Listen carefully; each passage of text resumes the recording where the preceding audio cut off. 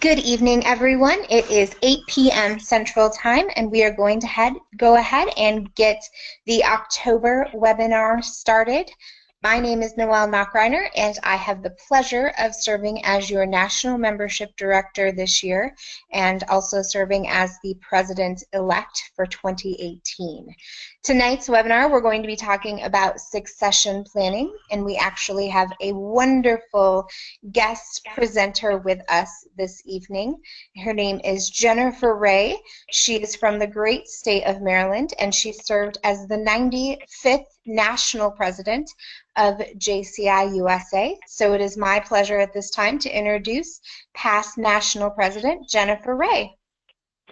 Thank you so much, President-elect Noelle, and it is a great honor to be here tonight to present on this very, very important topic, succession planning and building a leadership pipeline for your state and chapters as you move forward and look at the next generation of JCs.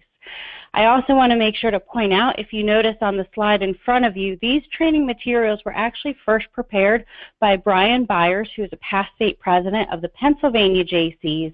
He recognized the value and importance of succession planning and implemented a plan in his home state, and then brought that training for the very first time to the Nashville, Tennessee National Convention in March of 2015. So a very special shout out to past President Brian Byers. So let's go ahead and get started. Tonight's topics, as soon as the slides will change, tonight's topics are going to talk about what is succession. Right now, this is a key buzzword. You've probably heard it in many of your companies. You hear it in the news. You hear it in corporate America. What is succession, and especially what does it mean to us as JCs? Why is it important? What are the benefits of ensuring that we have a succession plan in our chapters and in our state organizations and in our national organization? What is succession planning when you integrate it with strategic planning, another buzzword that's used in many of our organizations and across corporate America? And what can you do to create a plan for your chapter, for your state, to ensure success? So getting right into it, what is succession planning? First and foremost, as we go through this evening, I'm going to refer to the JCs as a company. Because when you think about what we do as an organization, we are in fact a business entity. We are a 501c4 organization, we file our taxes, and we need to function and think about ourselves as a company. So succession planning is all about identifying and developing potential leaders to fill key positions in the organization. What are the key positions? That's going to depend on your chapter, your state. You might say your president, you might say your vice presidents, perhaps it's your membership director, or if you have a chief of staff. Maybe it's a marketing director or a social media director. Whoever it is, identify who are those key positions, because if a key member suddenly departs the company, your JC chapter, your JC state organization, a succession plan will have someone prepared and ready to step into that role, and they will have had previous training and relevant exposure. And that's the most important thing, is you're not putting somebody in who's learning on the fly. It's somebody who's already been learning as they've gone along. They've already had exposure. They've understood what are the important steps that are going on and the important actions and business taking place in your company. We've all probably heard the old adage, knowledge is power. The reality is, while knowledge is power, sharing that knowledge is what creates a powerful team. And a team accomplishes so much more than any one individual ever will. That's why you need a long-term investment in recruitment, training, and replacement to ensure that your company, your JC chapter, your JC state organization has leadership for the future. But you have to also recruit the correct individuals, and you have to train them to replace the current leadership. So who are the correct individuals? This is a tough question we have to ask ourselves as members of the JC organization. Because you have to decide who is best for your organization. Remember, the JCs are not for everyone. We are an exclusive and elite organization who caters specifically to training and bettering people who are focused on making a positive impact in their community. It's our mission statement: provide development opportunities, create positive change. These are the people who can be trained to replace the leadership. You can usually find anyone to help run a project, to show up and volunteer on the day of. But the challenge will always be in finding the people who are going to lead our company long after we're gone. Once we find those people and we identify those individuals who have the desire, and even if it's early on in their JC career, you see that small spark, that they have the desire to want to do more than just show up and volunteer, what you're really doing is finding someone to replace you, and that's when you've secured your company, your JC chapter, your JC state for the next generation. So why is it important? We've already touched a little bit in understanding what is succession and seeing why it's important. But succession planning isn't just important for when your chapter president, your state president, when your executive position leaves. In order to expand your organization, you must have individuals ready for the roles that need to be filled. Having a developed internal talent pool ready allows for the execution of your plan and provides the flexibility needed to move the company and keeps placing people into higher level roles. It's right there on the screen. You have to have a developed internal talent pool ready. So a few examples. If your organization wants to implement a new membership payment system, perhaps you're looking at PayPal, you're looking at other ways to collect membership dues. How long is something like that going to take? Does it require a bylaw change? Is it a policy code change? Is it simply an executive team vote? Is it something that takes a week? Does it take a month? Does it take 6 months? Does it take 2 years? We need to keep our talent pool ready so that we can make these changes as soon as possible. Another example. What if the decisions or plans that we're working on today extend into a completely different board of directors year? President-elect Noel has a fantastic proposed plan of action. I encourage you to go read it. One of the things that she does in her proposed plan of action is lay out groundwork in 2018 for the foundation for a stronger 2019 and 2020. She's not going to have all of her actions completed in 1 year, as no national president does, as no state president typically does. You must have a group of people who are always being trained to be aware of what those plans are, to be knowledgeable in the actions taking place, and to always be ready to keep things moving forward. And finally, the last one, it says right on the screen, if you cannot be replaced, you cannot move up. Have you ever turned any action down as a JC or in your personal life, in your career, because you already had so much to do and there was just not enough time in the day to fill it with another priority? What if there were 5 people in your local organization that could pick up where anyone else leaves off? That's when you're able to move up the ladder. That's when you're able to move up and move forward without feeling guilty over the health of your chapter or over the health of your state. Because we all know that as JC members, we are a member first. We belong to a chapter. It doesn't matter what level we reach in this organization, whether as a state president, a national vice president, a national president, the world president. Even President Dawn is a member of a chapter and needs her chapter to exist so she can function in her leadership capacity. So we need to know that there are people at home who are taking care of the chapter and that we have trained them and others have trained them moving forward so that we can continue to move on and every individual has the opportunity to move up in leadership. Have you ever said yes to something because you felt guilted into it? We often like to joke and call this voluntelling. If you've ever chaired the same project year over year over year because it's just easier than training someone else, we're doing a disservice to our chapters and our states and our organization. When we do that, we're not training others. And should we move away tomorrow, that chapter, that state, whoever's running that project, whoever's project that belongs to, is in a lot of trouble. If your internal talent pool is developed, moving up will be the norm for your chapter and your state, and it will never be the exception. We won't have 2-term presidents and 2-term officers. We will all have the opportunity to move up, to learn more, and to grow further. And that's the premise of what JC Leadership Development is about. So what are the benefits when we talk about succession planning and making sure we have succession planning? Succession planning allows for a company to run as a well-oiled machine. Think on that for a moment and think about how your own chapter runs or how your own state organization runs. Are there moments, if you're on this webinar as a chapter president or as a state president, are there moments you sit there and you think after the project's done, wow, we managed to pull it off. Not really sure how we did it, but we managed to pull it off.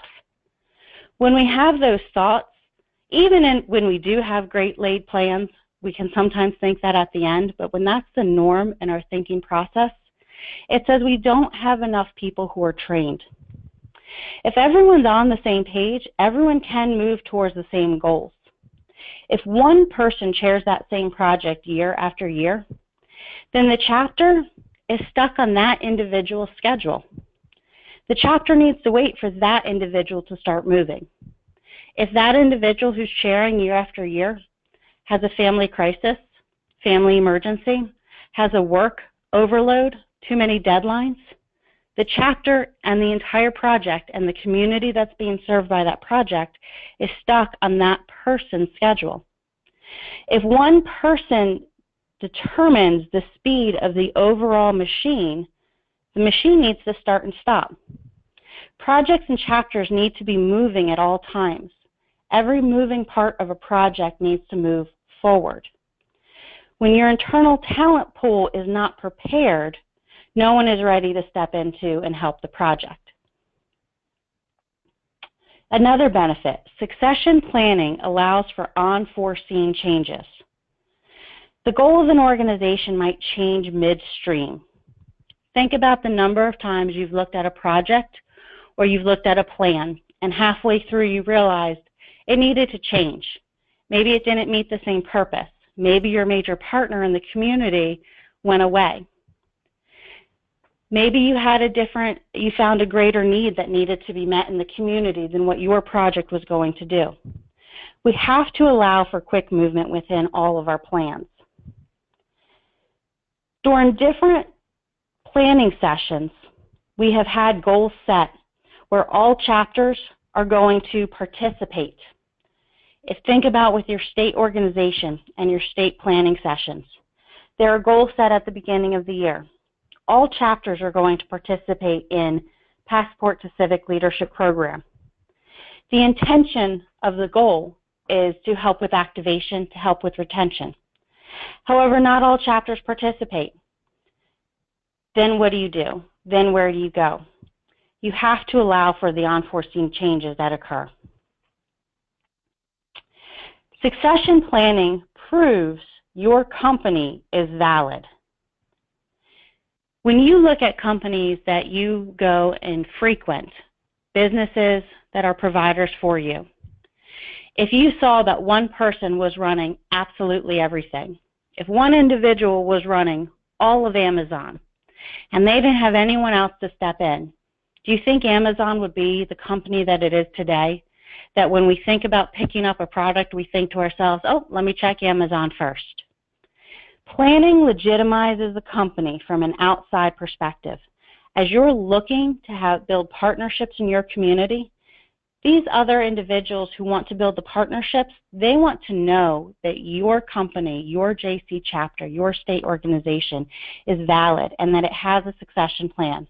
That you are not the single spark of the organization, but you are one spark of many, and that their partnership with you will not be just simply a flash in the pan, but is something that can be a long-term commitment to better the community. Because it's a partnership to help your chapter, but every partnership is a mutually beneficial relationship, and those individuals who are entering that partnership are looking at what they can get out of it as well. Your plan needs to be made available to every single member and prospective member and anyone who ever asks the question, what did the JCs do?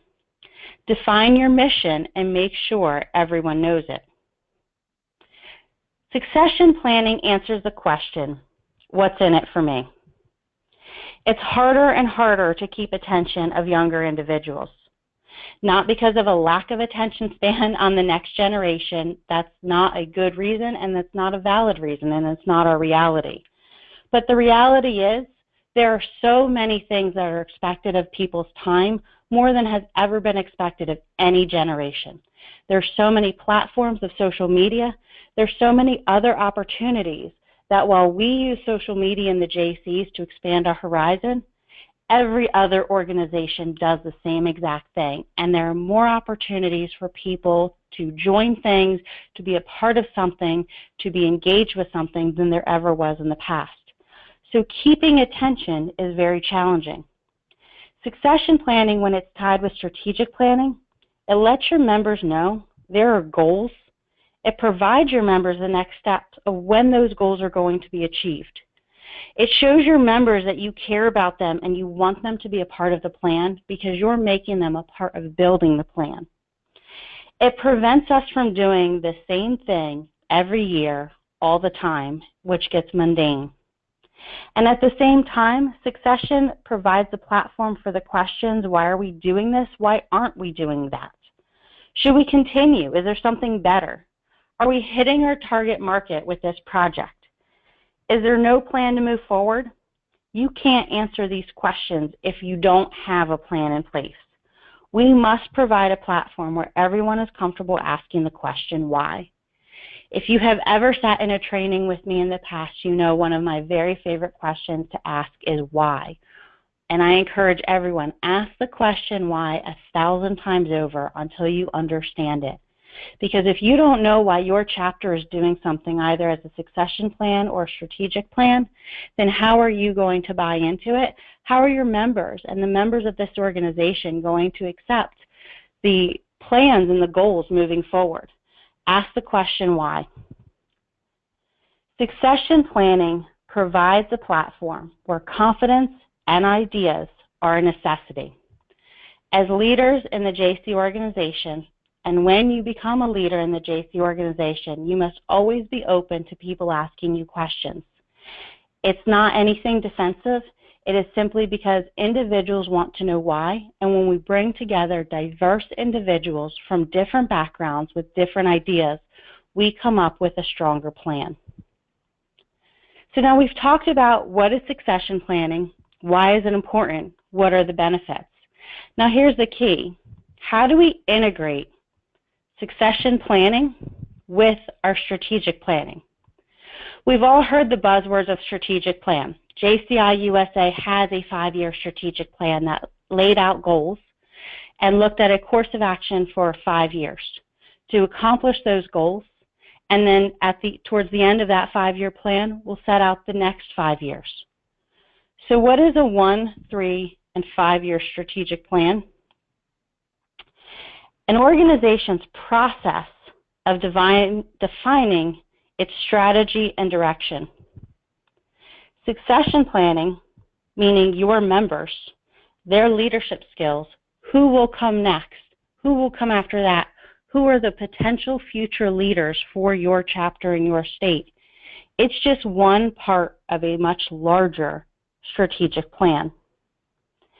Making decisions on allocating its resources to pursue this strategy. So an organization's process of defining its strategy and direction and making decisions on allocating its resources to pursue this strategy. The strategic plan is where you're going to determine what are your resources and figure out how to allocate those resources you'll need to accomplish your goals. It also extends to control mechanisms for guiding the implementation of the strategy. So what does that mean? Control mechanisms. Control mechanisms are your checks and balances. That's the votes that are needed to accomplish your goals by going to the board of directors or your membership at large. That's the checks and balances of reviewing your budget and ensuring that the items in your strategic plan then fall into your plan of action, which also fall in as a budget line item, so that there's not an action being taken by your chapter that doesn't have an understanding of what the financial implications are. And guiding the implementation of the strategy. The guide is the timeline you apply to the steps you'll take in completing the goals that will be implemented. So here's where we place the best people in the best positions in order to implement a strategy in the best possible manner. That's a lot of bests, and that's really saying, as we are asking the question why, as we're looking at what we need to do to build stronger chapters, we're looking at the very best of the best. We're identifying individuals who maybe they're not ready to be a leader tomorrow, but perhaps in 2 years, in 3 years, in 4 years. We're identifying more than just one person.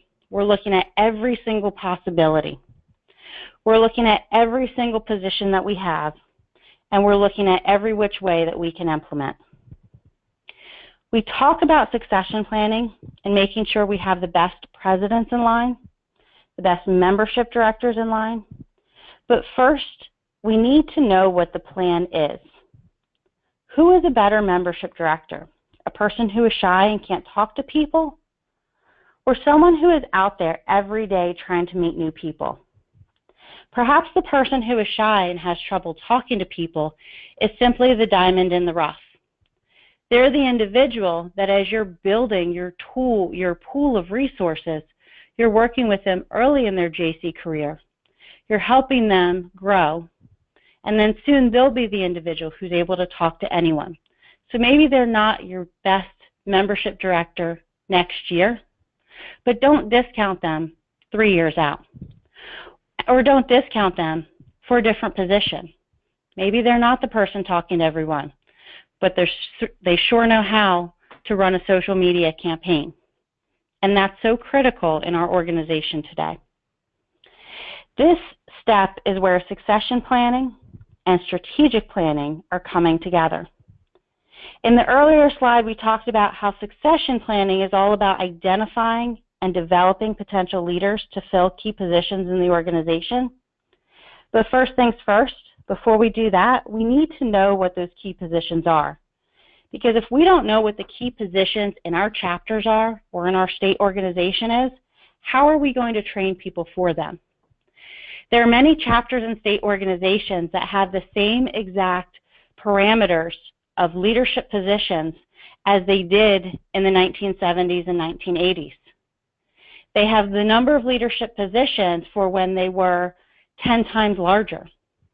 And while we'd all like to say our goal is to become 10 times larger again, the reality is, one, we're much more efficient as members, but two, we can grow back into that. But having 10 leadership positions to try to fill when we don't have that many people to fill them with shows a weakness. So what we need to do is identify what are the key positions we need today. How do we ensure that we're set up for our future growth as well? Only once we really understand what those key positions are can we go about training people for them. So how do we do that? If you're seeing where this is going, it all goes back to having a plan. It all comes back always to asking the question why. We must first have a plan. Succession planning integration with strategic planning. How are we tying it all together? We discussed before the need to identify future leaders, but we need to identify what's their talent. This is where a member survey comes into play. If you've never used a member survey before, you can find many online. You can talk to other chapters, other state organizations. There are many who do them. You can come up with one yourself. The membership survey can be as simple as what are you most interested in. It can be more in-depth to ask some demographic questions to understand who belongs to your chapter. Do you have many young single individuals?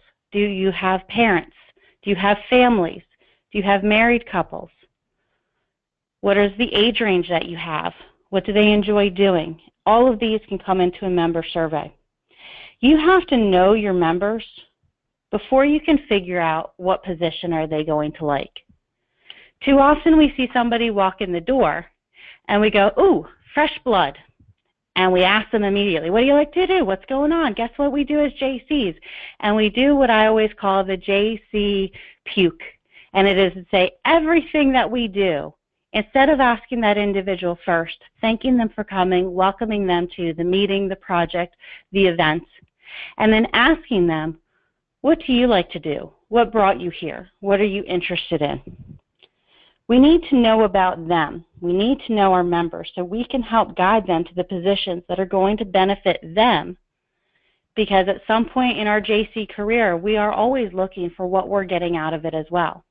It's what we're able to give, but we want to walk away knowing we had a great experience and ultimately that we grew from it. But it's also, how are we going to put people in positions that benefit our organization? The example I just said before, the membership director. Do you pick the person who's too shy and has a trouble talking to anyone for that position? Or do you put that individual who maybe they don't like talking to people and that's just who they are as an individual, but they love social media, or they love technology, or they love balancing and doing the finances, and you put them in the position of marketing director or technology director or chapter treasurer? Again, speaking of the chapter treasurer, if your chapter's finances are low and you haven't had a treasurer with a banking background, it's time to go out and find that person.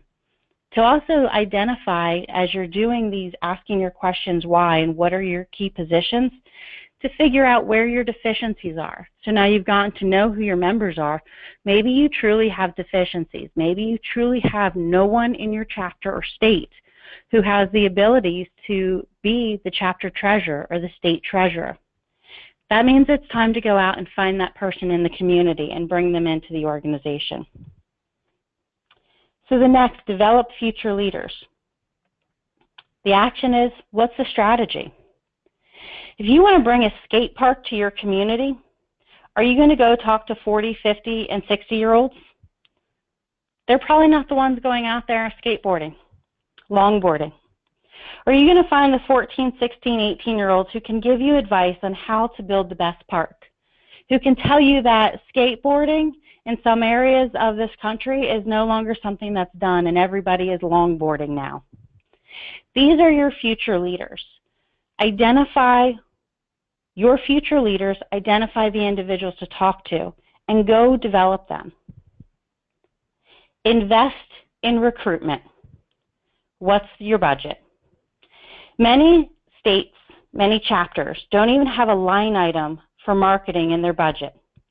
You cannot invest in your members if there is no line item in your budget. And marketing is not something that just happens.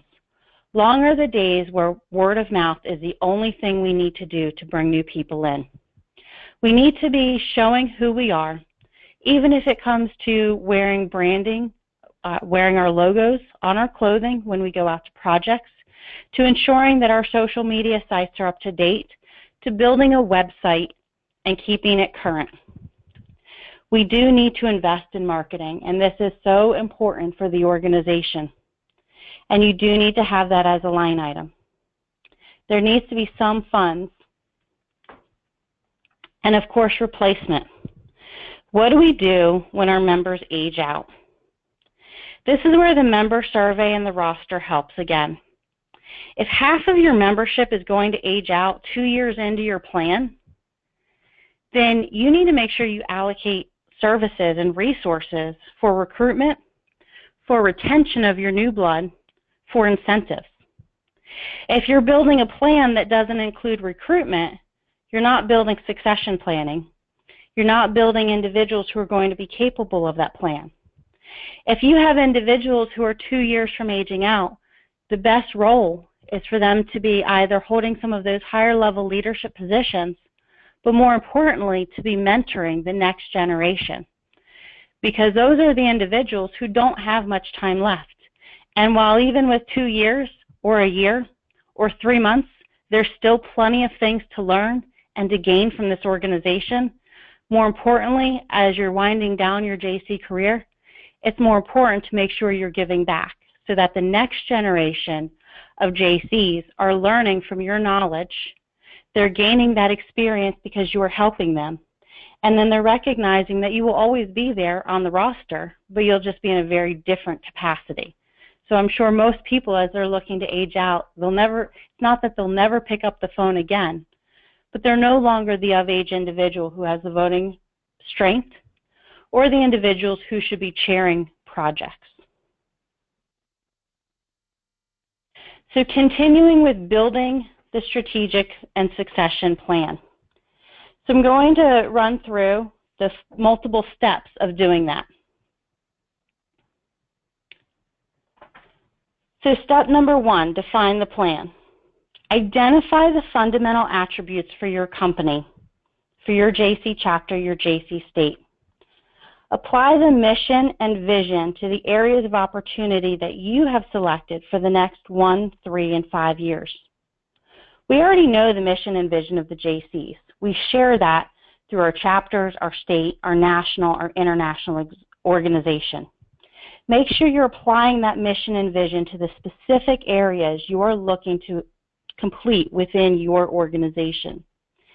This is where you need to have the big blue sky approach to what you will accomplish over the next 1, 3, and 5 years. Don't let there be any boundaries. Don't start questioning or talking about the realities of what you need to do. Think big. As past National President Faye would say, dream big. Talk about that $1 million project. Who cares if your chapter has 10 members? Think big. Talk about the $1 million project. Talk about having 100 members in your chapter or 100 chapters in your state. Talk about who your competition is. Is it the YP groups, the young professional groups? Is it Kiwanis or Lions Club? Is it the local church?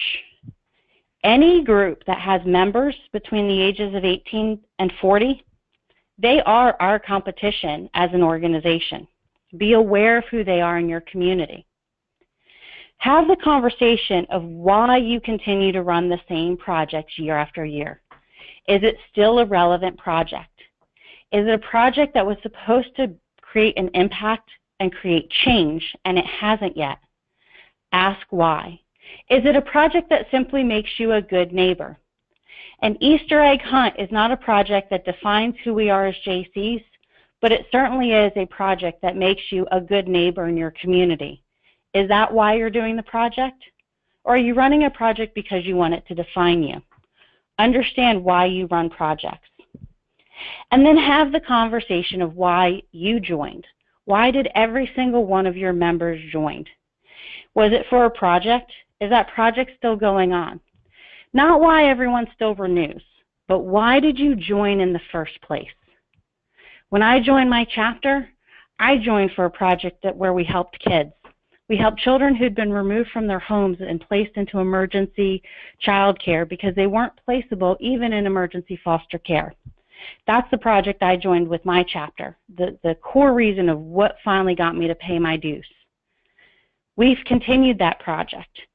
Ask the same thing, that project that got you to pay your dues. Is it still going on? Why is it still going on? Does it need to still be going on? Why isn't it still going on? Should it be started again? This is where you throw every single idea you've ever had in step 1. Throw everything against the wall. You must encourage absolutely everyone to do the same thing. So then you move to step 2. Set the goals. Create the yearly steps needed to accomplish the master plan. Keeping a broad goal allows for quickly altered changes. So for example, you're planning a trip from San Francisco to Baltimore. When you look at a map, you're going to see you pass through roughly 9 states. This is your 50,000-foot view. When you get closer to your trip, you figure out which highways you're going to take. Then you get closer and you figure out how many tanks of gas are you going to need. And as you get closer yet and looking from the 50,000 to the 30,000 to the 10,000, and then you get right there and you get right up on it, you decide it's really better to fly. This is how you gradually step your way into your goals. You identify the 50,000-foot view. We need to get from point A to point B. If I drive it, here's how I do it. And then as we get closer, we recognize there's a better way to do it. There's a more efficient way to do it. Because time also is money. So it's not just the cost of the gas, it's the cost of our time. So flying may be more expensive perhaps than a tank of gas, but it's more efficient in our time.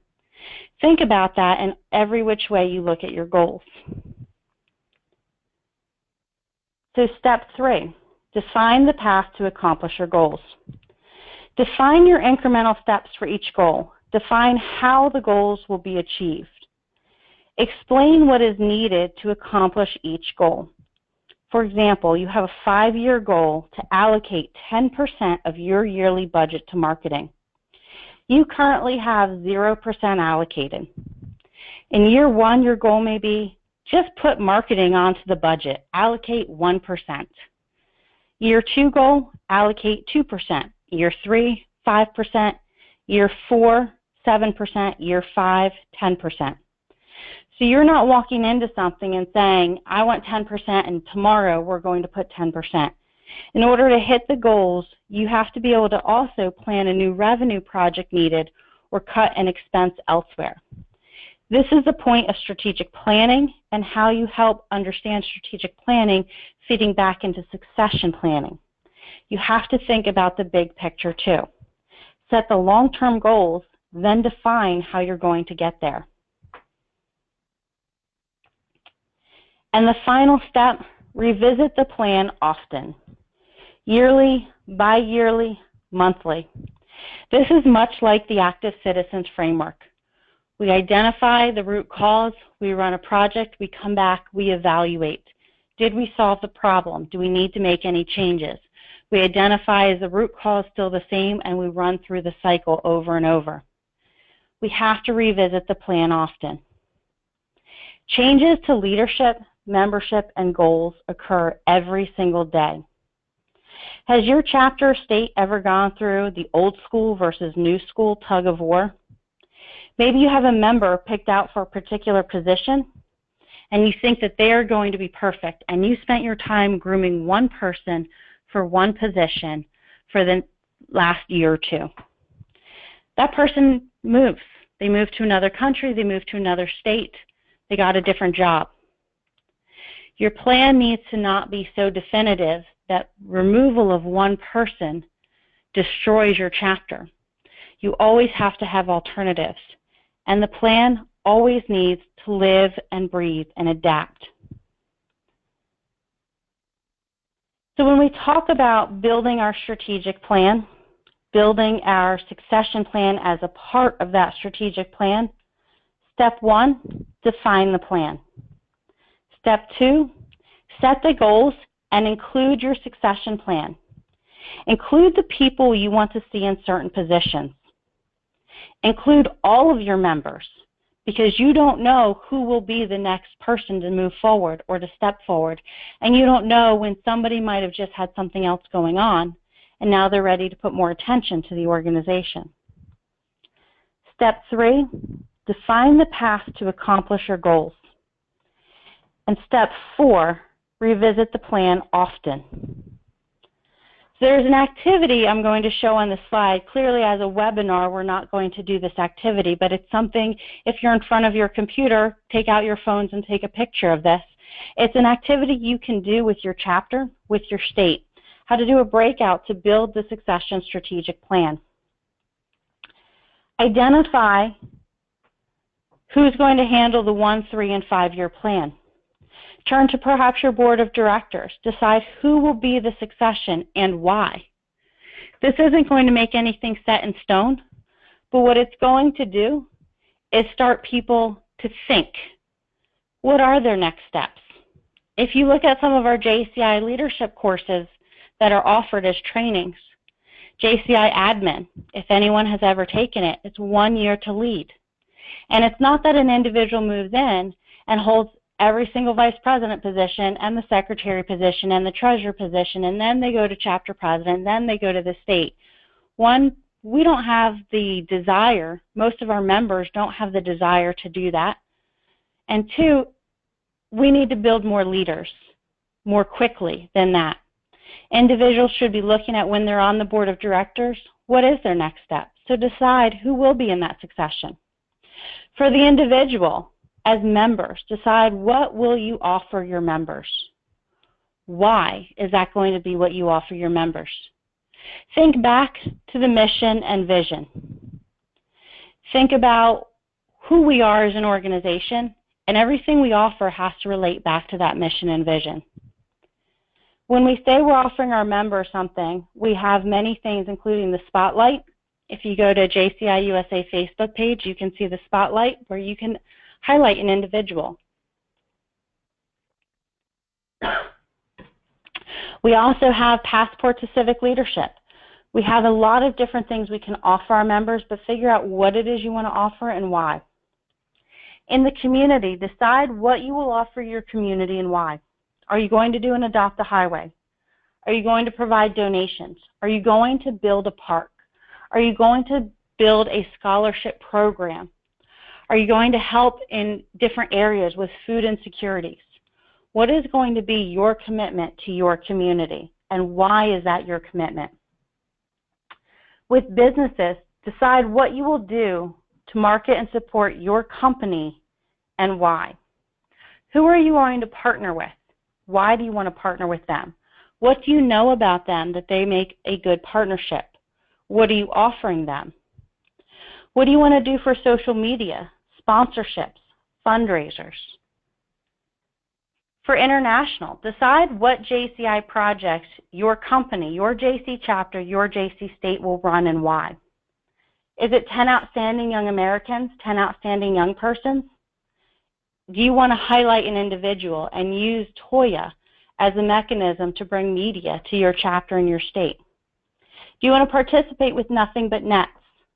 Do you want to participate with any of the other national or international programs? Why do you want to pick those? How does it meet the needs in your community and the type of members you have? And with your company operations, decide what processes are needed to implement and keep the plan moving forward and why. Do you need your annual report, your national events for the following year to know the dates? Understand when is Leadership Training University in 2018? How can I use that for my chapter, my state, to help us learn and use that to help us kick our year off? What about the national conventions? When are they? How can I use them for my chapter and my state? Do a membership review. Who are my members? What are their ages? What's the gaps I need to fill? What are the skill sets we still need? Look at your local chapter as a whole. Update your succession plan. Identify if you have membership surveys, and if you don't, where are you going to build them from? What are the questions you need to ask in order to get the information to help you build a stronger succession plan? Put together new member packets. See what resources you have as a chapter. See what resources you have from the national office. Have our national office build flyers that you can then print. Talk to other individuals in other chapters and states, national vice presidents, national officers to identify resources. And have all of your information passed to the other chapters after elections. Use these findings to create your own strategic succession plan. So when you look at reminders and tools, where do we start and how do we stay on target? Too often we wait for that talented person who comes into our chapter and they bubble up because they're somebody who, no matter what organization they belong to, they were going to thrive. We all know them. We all probably have one in our chapter, a few in our states. They're going to be the next leader no matter what. We want to identify those individuals, and we want to harness that energy and that passion and absolutely make them a part of our organization and the next leader in our succession plan. But we also want to know who are the possible leaders, not just next year, but 2 years out and 3 years out. We need to identify those individuals.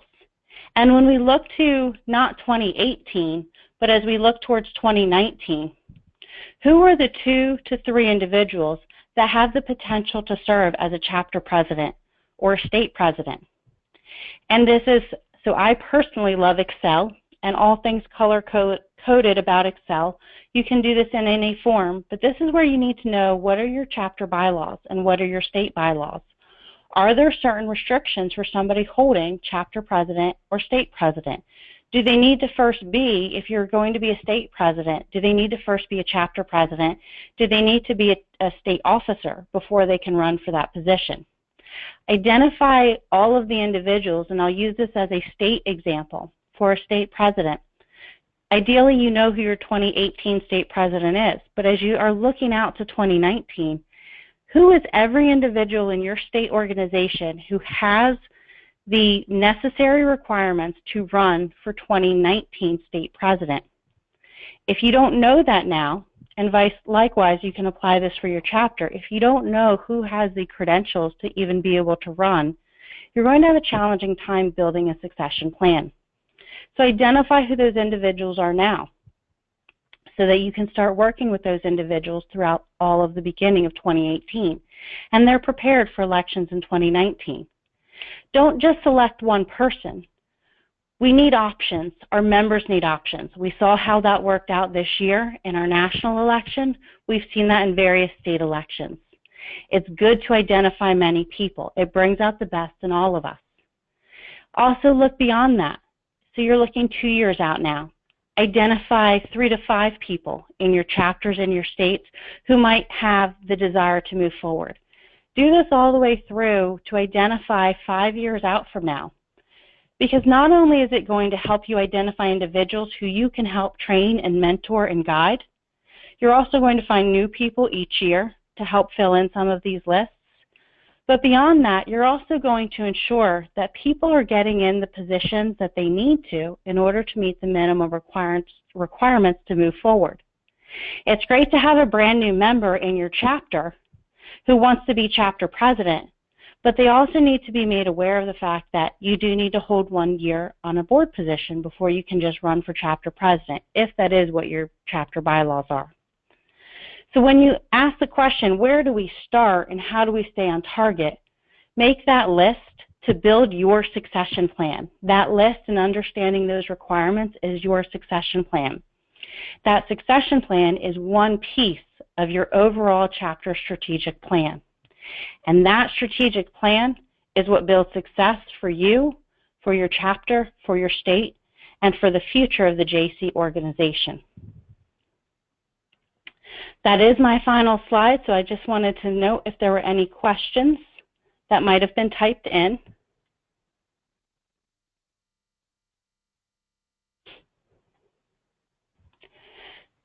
I don't see any on here. I'm always open to any questions at all. You can certainly reach out to me. My contact information, you can find me on Facebook under Jennifer Judith Hudorovich Ray. You can also reach out to me at HOD as in dog O-R-A-Y @verizon.net. So I want to thank everybody for your time this evening. I hope that this webinar has given you some of the tools that you need to build a strong succession plan for your chapter, a strong succession plan for your state, and to ensure that you have your 1-, 3-, and 5-year strategic plans established so that you will have the strongest JC chapter and JC state organization to ensure that we have our next 100 years of membership as a JC organization be even better than our first 100 years. Thank you so much, Past President Jennifer. This was a great webinar, and in fact, we are getting a couple people asking if they can get copies of the slides. So those people who are interested, I'm going to ask that you do what I ask you to do every month. Please send me an email. You can send that email to nachreiner@jciusa.org.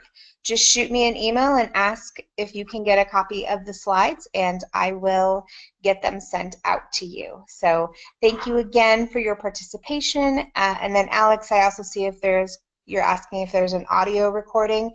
If you watch Facebook in about a day or so, we will actually post the video of this recording, and so you'll be able to get the video, the yeah, you'll be able to watch it on YouTube to get the video. So thank you so much for those questions. Thank you, Past President Jennifer. This has been a great webinar, and I look forward to seeing everyone again next month. Have a great night.